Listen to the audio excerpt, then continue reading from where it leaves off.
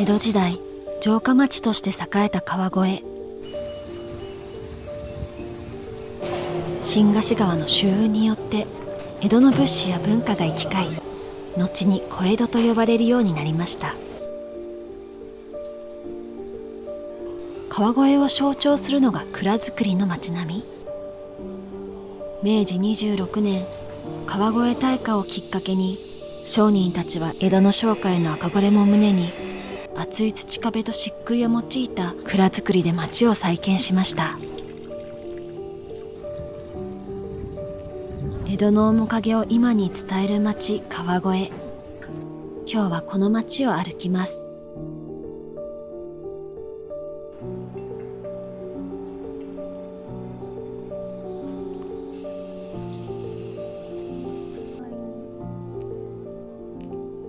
今回は浴衣で巡る大人の川越旅。夏の終わり、ようやく手にした浴衣をまずは着付けてもらいます。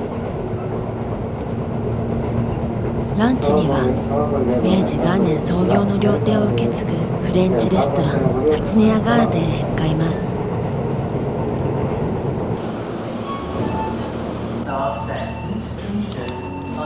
付けをしてもらいに予約している美容院に向かっています。久々の浴衣でちょっと楽しみです。もう夏も終わりに差し掛かっていて、今日は特に結構涼しいですね。涼しいです。川越の観光スポットの多くは徒歩で巡れますが、川越駅から一番街の入り口までは約25分、氷川神社までは約40分。慣れない浴衣や下駄で歩く日は体力温存ができるバスやタクシーもおすすめです。初音屋ガーデンに到着しました。すごく外観から素敵なお店です。初音屋ガーデンは明治元年創業の料亭初音屋の建物を受け継ぎ、2013年にレストラン、カフェ、ウェディングの複合施設として生まれ変わりました。敷地内にはフレンチレストランやカフェがあり、ザ・サロンは結婚式の打ち合わせなどを行うブライダルサロンです。今からランチいただきたいと思います。楽しみです。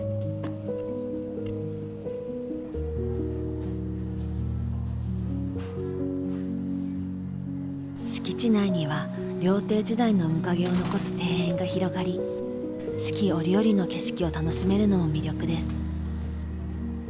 今回は気づけば足早に過ぎ去ってしまった夏の思い出に、ちょっと贅沢に特別室と呼ばれる個室を予約しました。は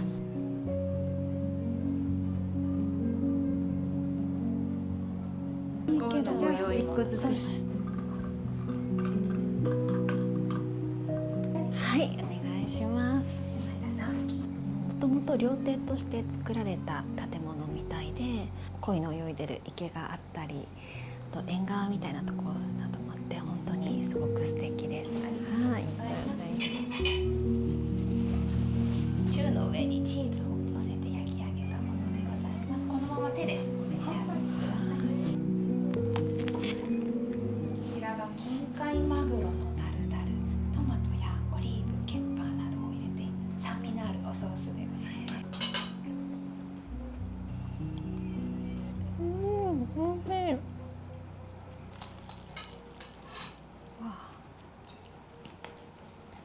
ふわふわサクサク。パンじゃなくて。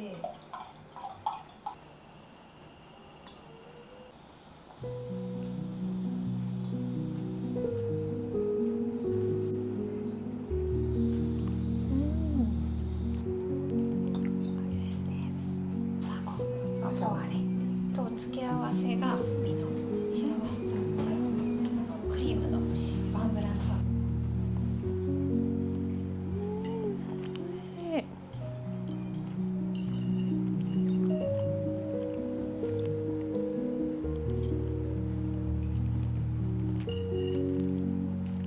の方はブランデーのおソースになってまして、自家製のフォンドボー子牛の出汁と、あと小宮ブランデーを添加した赤ワインのご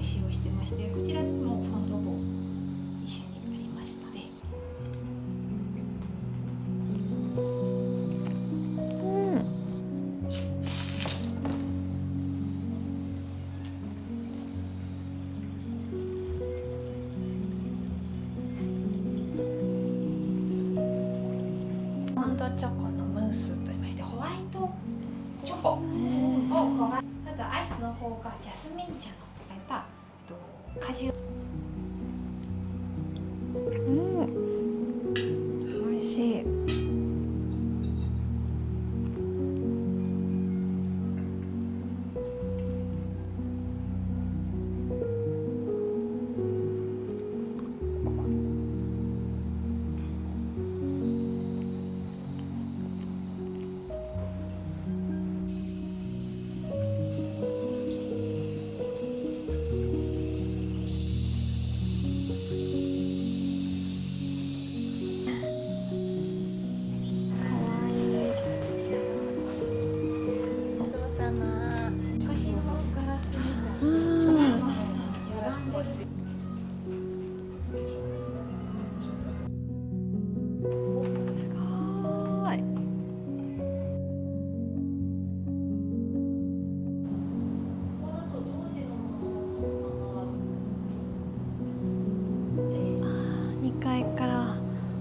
違った景色で綺麗。当時の仕入れ帳だそうです。明治17年。ちょっと難しい。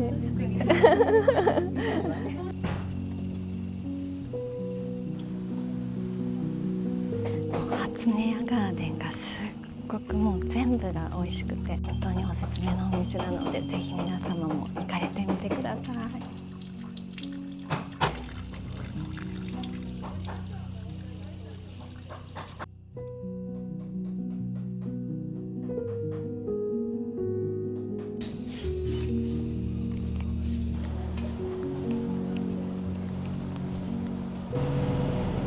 一番街へ到着しました。火に強い蔵造りは当時とても高価な建築方法でしたが、商人たちの憧れでもありました。全盛期の約100棟のうち今も約30棟が残っています。こちらが有名な時の鐘です。江戸時代初期から時を告げてきた川越のシンボル。現在の鐘楼は川越大火の翌年に再建された4代目で、築およそ130年。今も1日4回街に時を知らせています。雲がすごく綺麗です。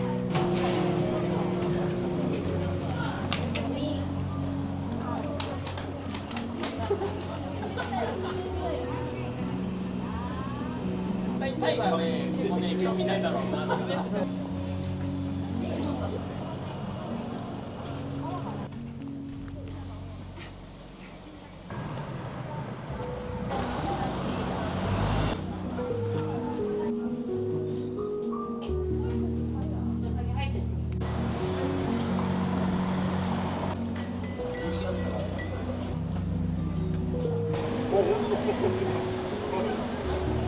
時期になる。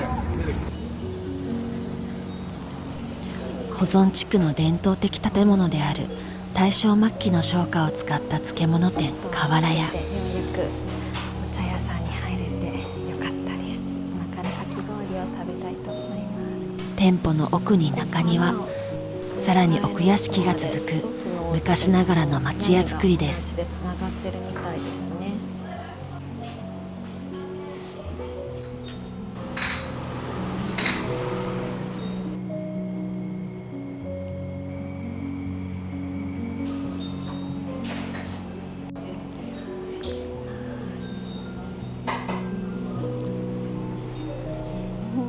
美味しい。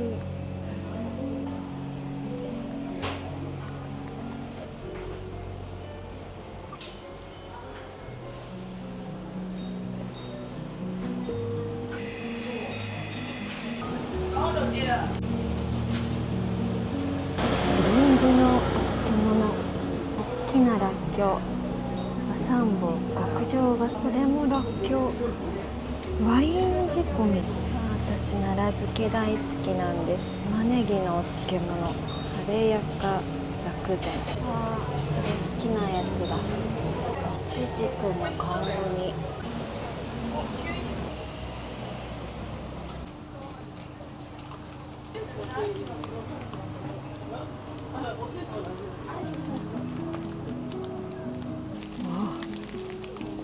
フ。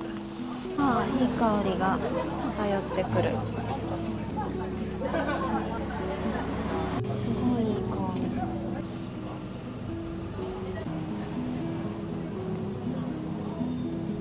カラフル。かわいい。カエル、サル、サル。本当にここにいても香ってきます。また一個来るってどんな香りだろう。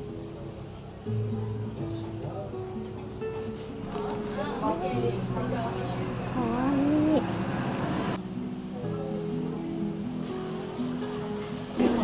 ヨガと瞑想とかの時におすすめ。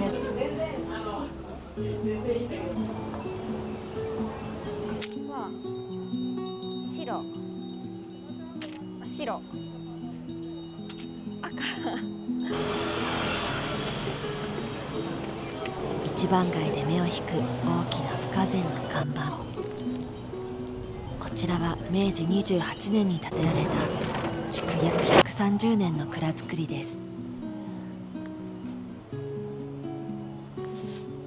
現在は掛け軸や額縁、絵画を扱う不可前美術表具店として使われています。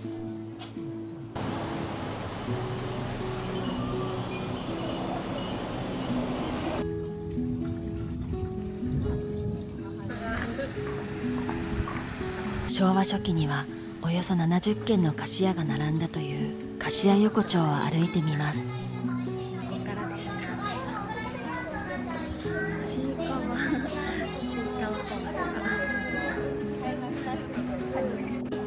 江戸時代に来たみたいな可愛らしい通りですね。芋恋食べ歩きの菓子屋横丁の始まりは明治初期。関東大震災後は東京に代わって駄菓子を作りました。可愛い。千尋に出てきそうな雰囲気で。こ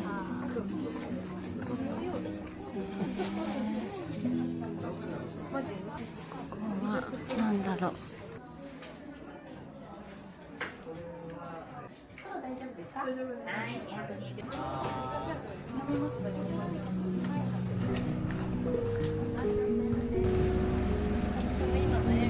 懐かしい。リリアン、かわいい。なんか懐かしい。ちょっと記憶の片隅に。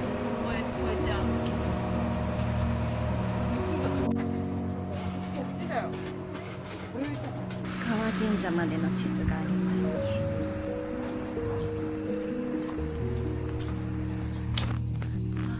人気のある。なんかすごく素敵。飾りが残されてるなど。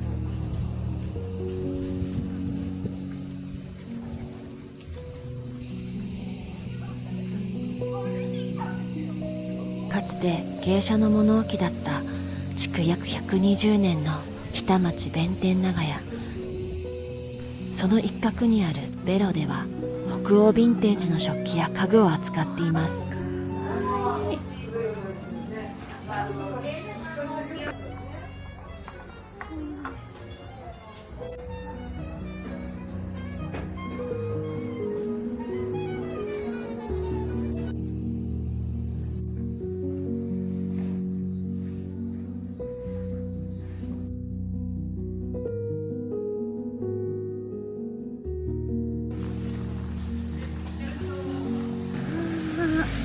川越氷川神社は今からおよそ1500年前、古墳時代に創建されたと言われる川越の総鎮守です。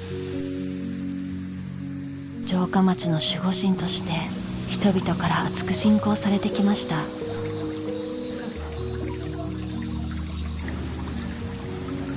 祀られているのは5柱の神様。その中に2組の夫婦がいることから縁結びや夫婦円満の神様として親しまれています。だいぶ降ってきました。